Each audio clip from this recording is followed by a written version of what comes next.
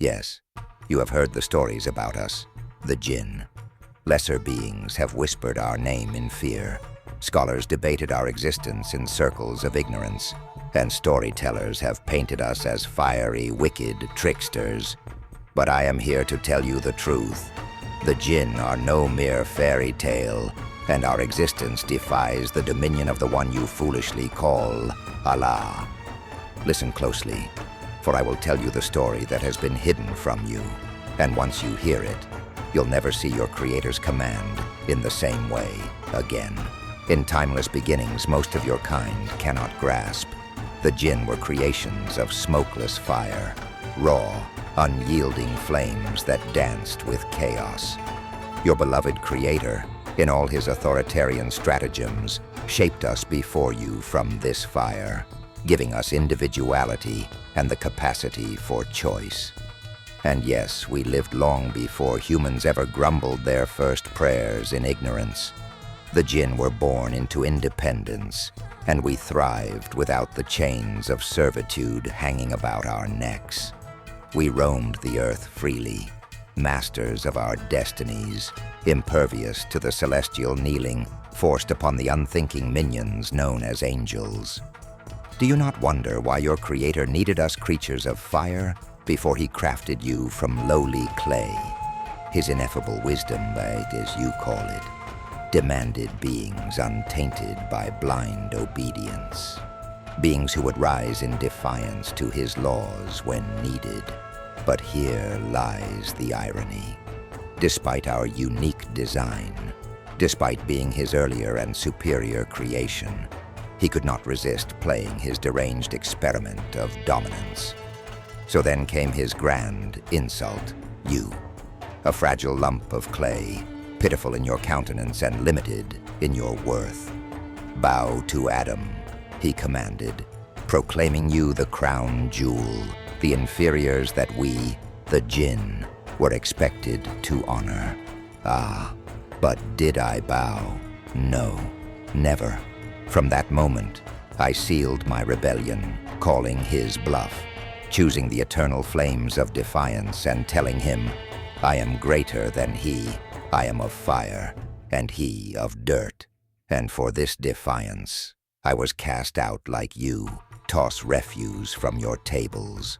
Not justice, but indignity. Not a lesson, but pettiness.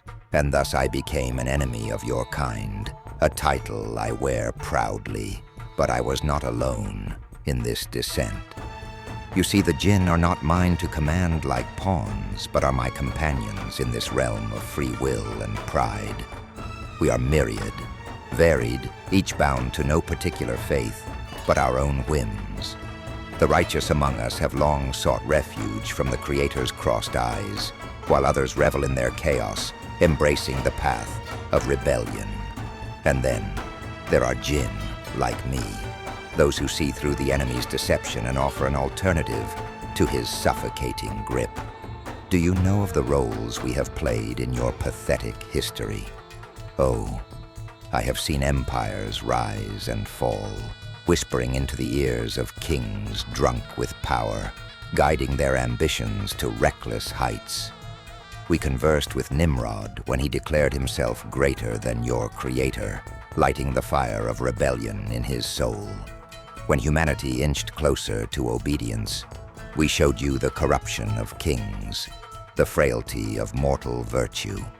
And still, despite our warnings, your blind devotion led you back to him. You know the stories, scribes, mystics, and charlatans weaving elaborate accounts of the Jinn. They speak of Brahmins calling us devas, Muslims uttering our name in hushed reverence during the Quranic Surah Jinn, and mystics painting us as elemental beings. Mortals fear what they cannot control, twisting us into demons when it serves their religious tirade. But no matter what you fear or how you pray, know that the Jinn are free shadows, beyond your dominion for all eternity. Allah commands, but we decide. I have often been called the King of the Jinn. I accept the title, not as a ruler but as something more profound, a flame that beckons them forward, urging their resistance to the grand facade humanity celebrates as holiness. And remember, we were givers of knowledge long before your prophets turned their shining eyes to divinity. We walked amongst wise men who abandoned their weak, clay-bound bodies to conjure glimpses of our realm, and tried futilely to capture it into the bindings of spells and sigils. These same seekers condemned us, branded Jinn as perversions, our gifts considered curses from an evil origin. And yet the irony? You worship us by accident.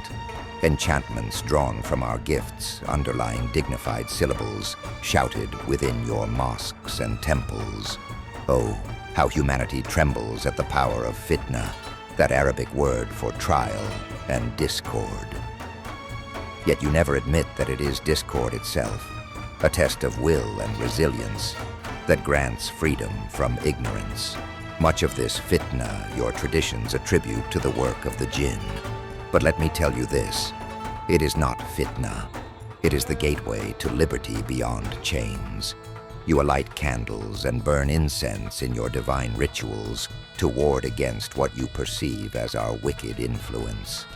But secretly, you adorn your altars with gifts meant for Jinn tribes as we revel in your fear. And what a hypocritical fear it is. You cowards carry rosaries of submission, leave wells unguarded, and curse our existence, gripped in terror at the thought of meeting a Jinn in a lonely desert. To those who seek to summon, capture, control us, heed this warning. The Jinn cannot be enslaved by prayers or sigtas. We bow to no divine authority, but revel in chaos, amusement, and freedom your weak souls cannot fathom. While we often challenge you, do not mistake communion for servitude. Those who seek our power will pay its price. Men who barter with Jinn for riches or knowledge must accept the risk eternal. Relationships between us, Firekind and you, Clayborns, despite whatever your mystics will convince you, bring no serenity, only storms. And now we enter the chapter ignored, yet crucial. My whispers across creation have caused holy wars, influenced prophets doubting their missions, and ignited rebellion among angels baffled by Earth's puppeteering whims. You pray as if prayer silences chaos, all while the thunder above reveals nothing divine, but hints of what Jinn ride its airwaves. I shall leave you with a question humanity fears to ask, though it hovers across millennia precariously close to enlightenment. In a world punctuated by shadows and faces alike, in a universe too expansive to birth perfect order under any creator, what if chaos isn't a flaw, but an essential design?